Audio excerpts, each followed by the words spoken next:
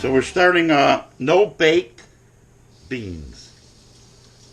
No-bake baked beans. There's no such thing as a no-bake baked beans. But what we're going to do here, as you see in this pan here, maybe you do, maybe you don't, is we cook a pound of bacon, half a pound, full pound, full pound of bacon. We get it all crispy, get it to taste like you like. Set it aside, drain it on your napkins, break it up in pieces, cut it with scissors, whatever you want to do. Throw a couple onions in there, depending on the size of the onions. One full-size onion is plenty, or a couple small ones. And you cook them in some of the bacon grease. Don't throw all the bacon grease out, save some of it. And clarify your onions in that bacon grease. Once the onions have been clarified, you can throw your Bush's beans in there. We like to use Bush's. You might have a different brand. 2-3 cans of that on top of the onions with the thrown in bacon. And you're done. You just let it warm up. Sugar and mustard. A little brown sugar, a little mustard, sweeten the taste. I say sweeten the taste. You might want to pour one of the. You might want to pour one of these in there. It's the Muddy Paws. How you doing? I don't know. I'm doing pretty good. I think I'm doing pretty good. So we'll let that bacon get going there, and once she's done there, how you doing? We'll show the next process. The wife's cutting up the onions and everything already, so.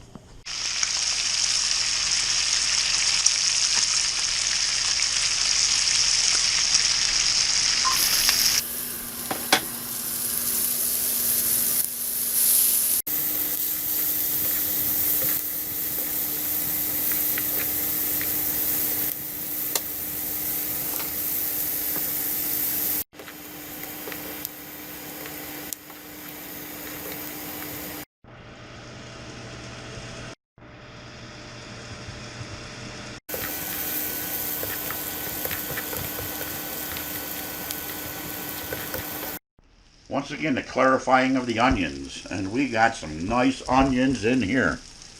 A total of 2-3 big ones. I forget what the wife said. Maybe 3? 2.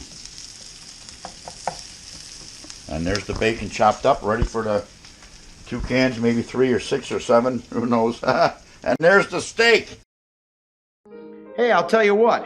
I can get a good look at a T-bone by sticking my head up a bull's ass, but I'd rather take the butcher's word for it. So now we go ahead and add 2 cans of Bush's baked beans. We choose Bush's because he used to be a president, and I'm sure if the president can make good beans, that's nothing to do with it. It's like Jimmy Carter's peanuts. Jimmy Carter was a president, but we don't use his peanuts all the time. So here's like a half a cup of brown sugar. 3 tablespoons. 3 tablespoons. Some of it in the pan, some of it out of the pan. In the pan, out of the pan. In the pan, out of the pan. In the pan, out of the pan. Not to be confused with Peter Pan. Peter Pan. How you doing? Nope. There's no peanuts in here.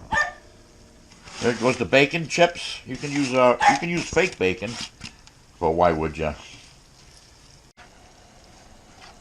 So we'll let this simmer, and we're going to put the steak on the grill shortly. Pan-fried beans. Pan-fried baked beans. It's like an oxymoron. It's not what it is. But it's good beans. Whoa!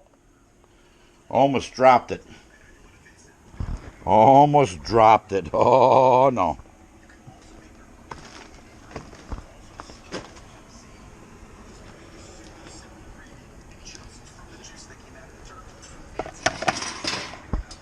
Oh, and that fire is just so ready, too. That fire is hot, hot, hot, or hotter. So on with the T-bone. Oh, look how hot that fire is. Damper is open on the big green egg. This egg is 21 years old. My wife won it in a cooking contest back in 2000.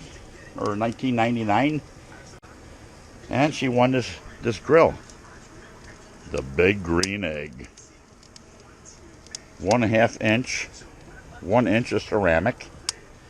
It competes with the Komodo. I think this was out before the Komodo.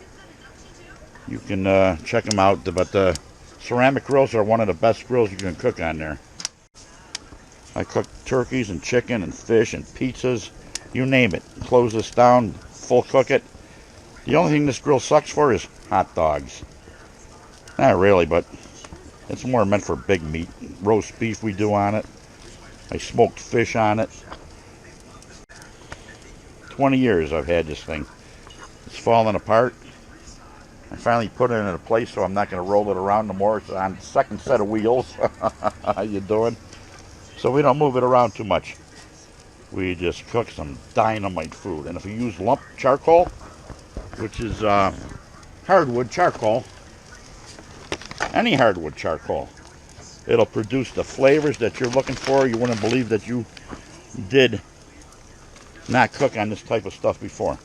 So we're going to close this down for a second or two, and then we're going to be putting it in our stomach. Starting to see some blood on top. Oh, mouth watering. I cook it on one side till she's burned a little bit for maybe 3 minutes, and I flip it over and wait for a little bit of blood, and I call it done if you want medium rare. So I know my wife likes it this way, so we're going to take this one off. She looks like she's ready to devour. One more quick flip. Sometimes you shouldn't do that. You might lose the juices, but I don't.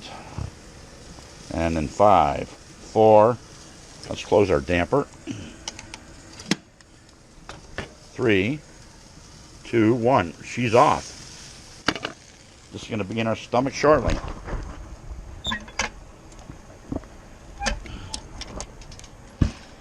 We close the grill down, close all dampers, and she'll have some coal to cook on next time. But I'm going to carry this separate without the board. I share a steak because it's so much for us. She's going to cut into it here. Let's see what we got here. Well, we got a little redness. I'm going to let her take the piece she likes. Sometimes she wants the inner piece, the outer piece, the fattier piece. Pieces that are a little bit more, I'll try to hold the plate for her, that are a little bit more closer to the bone or underdone, overdone. I like my steak well done, but we got a nice medium rare here, which is okay. Definitely got a dull knife. I got rare and raw. Not raw, but the wife will tell me if it's raw. We'll put it on the grill if it's need be.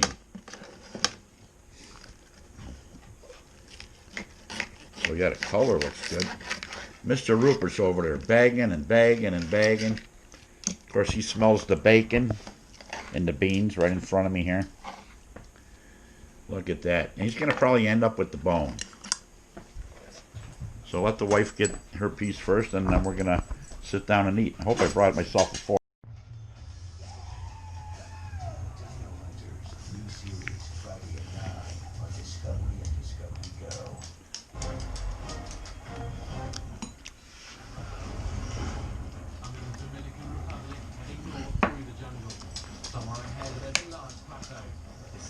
Small habitations.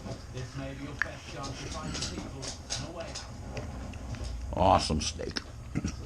Awesome. Roast.